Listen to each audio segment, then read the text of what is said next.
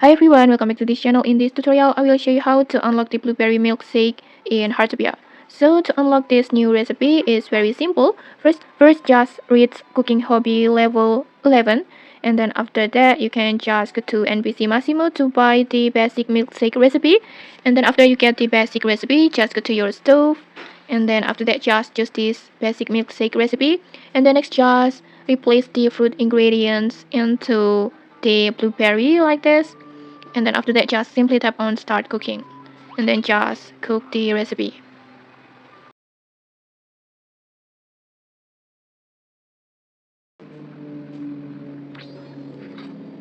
And just like that you will successfully unlock the blueberry milkshake recipe, and the recipe will be added to your collections, the gourmet life collections like this. It will unlock like this, you can see it. And okay, that's it. If you found this helpful, don't forget to like, comment and subscribe for more tutorials. Thanks for watching and see you.